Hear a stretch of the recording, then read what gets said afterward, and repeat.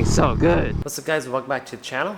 Today we are in the garage where I built countless cars, I guess. And of course this one right here, my brother's EK sedan. If you guys haven't seen this car, full build video on this car on the channel, it's in the playlist, but this is the one that's K-swaps and yep. But today we're not going to be working on that. We are actually going to be working on my Honda Monkey because I'm actually having issues with my Monkey and I put a lot of miles on my Monkey. Sounds so weird just saying Monkey, but my Honda Monkey is this guy right here.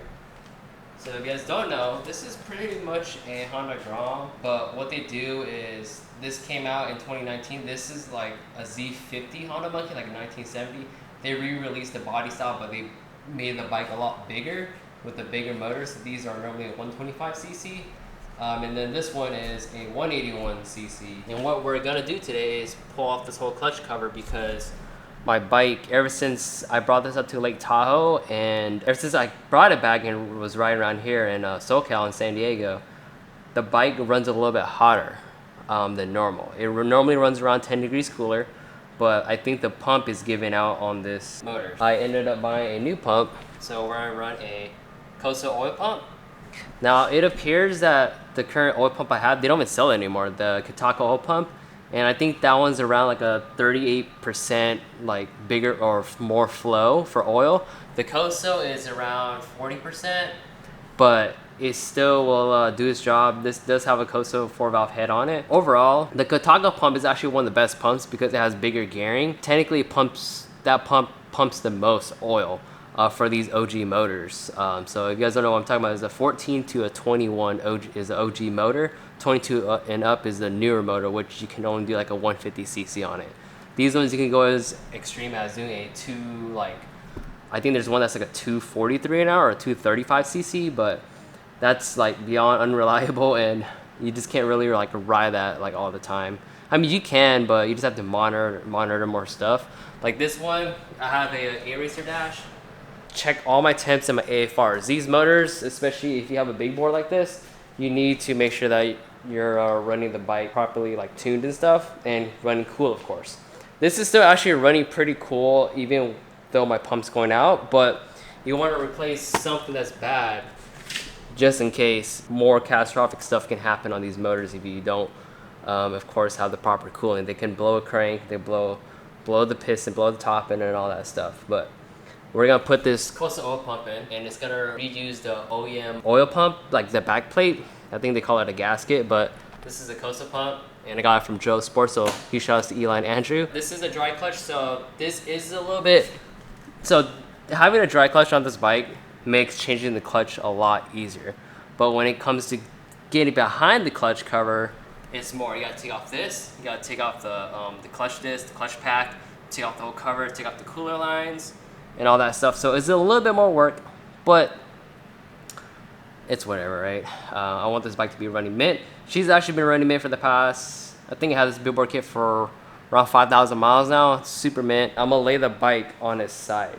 So I'm gonna lay it on the ground, so it's gonna rest on the bar end and then the foot peg down there. That should be enough. I don't want to lean it all the way just because I actually had issues of oil coming back out of the cam cover right here. So I'm running a catch cutter here, and then there's one time I had it tipped over and the oil went through here and this was filled with oil.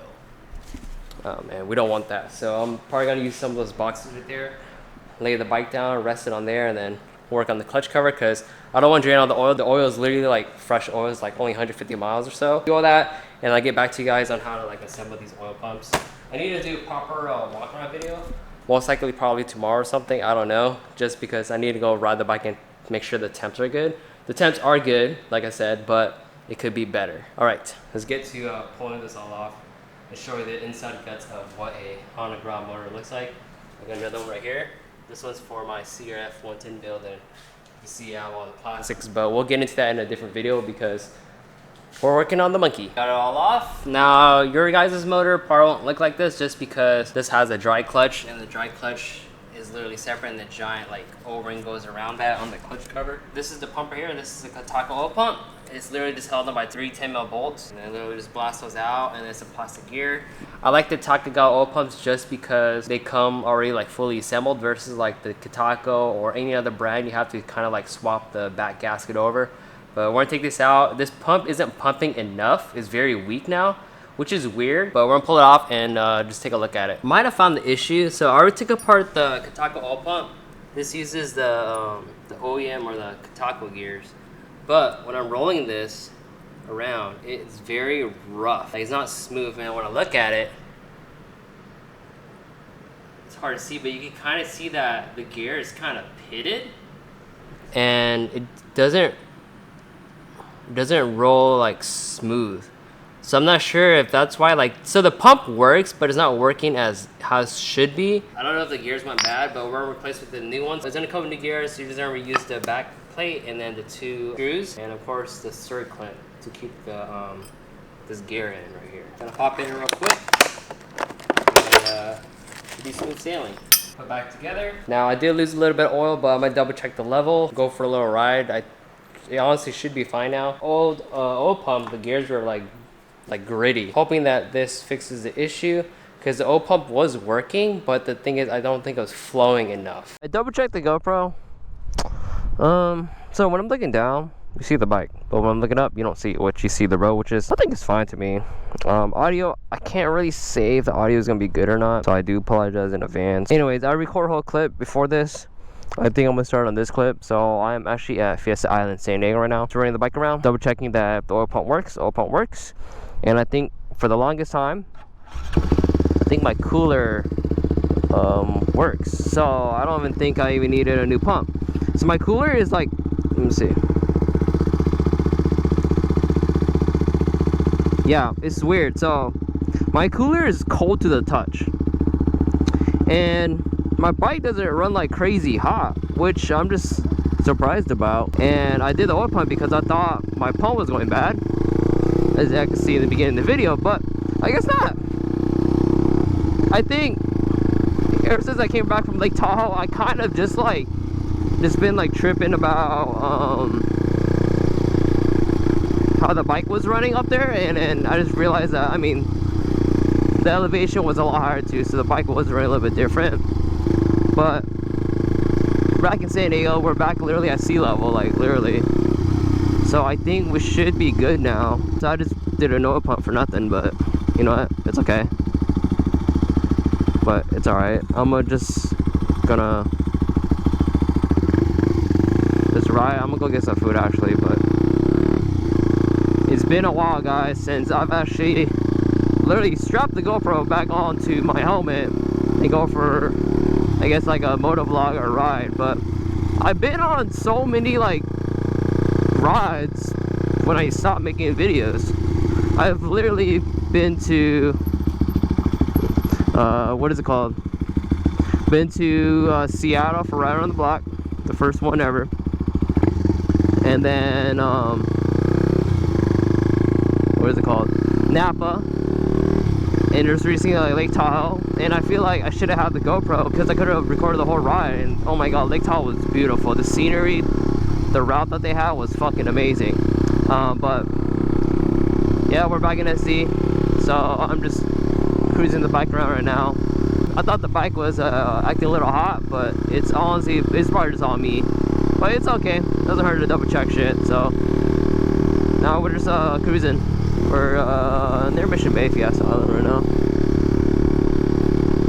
And I do apologize in advance if this mic setup is not working. I'm not sure if it's to the left. I do have the mic on the left side of my helmet, just because my Cardo mic is on my right side. If you guys don't know, this is my 2019 Honda Monkey. The first year, or I think it came out late 2018 too.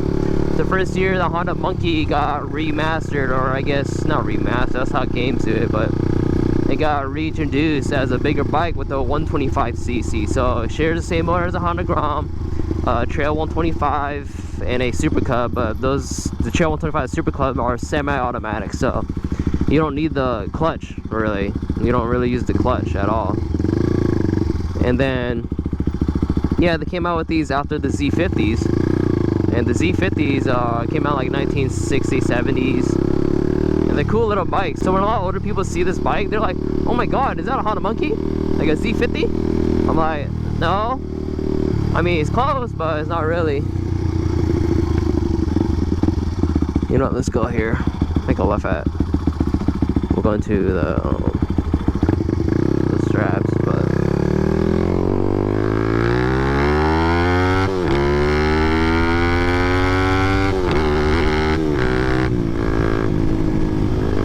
woo! This thing's so good. So good. But anyways, this bike makes I mean, realistically, I wouldn't say exactly 30, but it's almost 30 horsepower. A strike grom on a dyno makes around 6 to 7 horsepower on a wheel dyno. This bike, super good. I put, I think, 5,000 miles on the setup, and of course, you know, it's kind of like building a Honda or B series, like, or a K series. Like, you kind of have to have all of the supporting mods just for, you know, the bike to be reliable in the long run. And then most people kind of just like throw like weird shit in, and then, you know, they ended up blowing up. So this bike has treated me well, this build. And then if you guys, like I said, if you guys do want a motor build, let me know. I do offer motor builds, so I do build motors on the side, and, you know, all your general basic maintenance, I guess.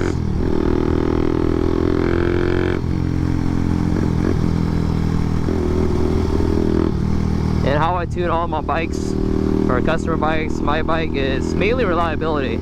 Of course, you know, you can squeeze every little ounce of power out of a bike, but it just makes it that much more unreliable. It's the same as cars. So this bike, I have it tuned fairly, what is it called? I would say conservative, but it's very reliable. It has power, you know, whenever you need it. And also, like, these bikes too, like how the power works, is it all depends on your exhaust too. You can have, like, for example, like a Hindo or Vance & Hines exhaust, but that's on top end. You know, if you have a motor that's on top end, you kind of lose all of your low emitting power. So you get an exhaust that makes up for the low to mid, and then the top end, the motor will just be the one that carries away that that roll for you. Boy, why are they stopping? It's green. What the hell? Interesting.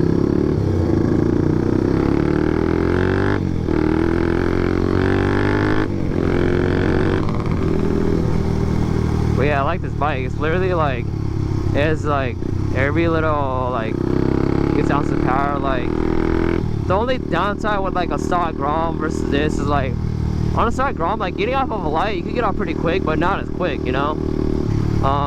When you do a big bore or anything like this, you literally you have so much power to get in and out of places. We don't have to worry about not having the power.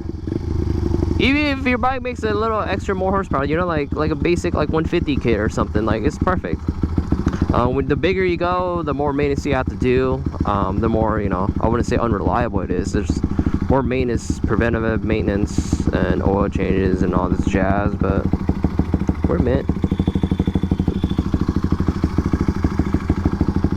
Let's see. Yeah, big chillin'. Yeah, people love this thing. That's crazy. When I had my Grom, people loved it, but dude, when they see the monkey, it's sick.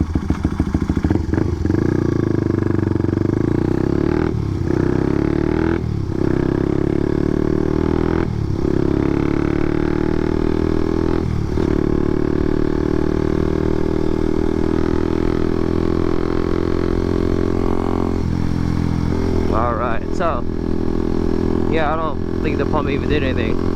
This is pretty much a test run of seeing how the GoPro is, and audio and all that jazz, but this bike is good. So I'm in 5th gear right now on the Takigawa 5th gear, and I'm at 6,000. And then on this motor, I literally can just hit it, and it just goes. There's like literally like never any short of power or anything. This motor is so good. And you guys want me to do, y'all want to let me know.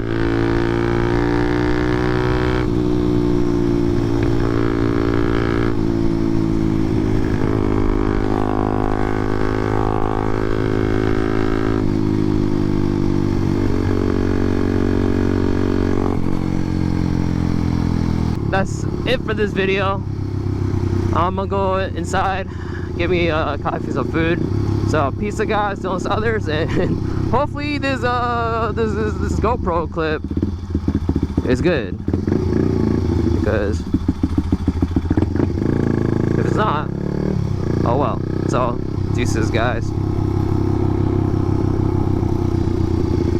Wait, I'll be honest, I don't know where the turn off button is.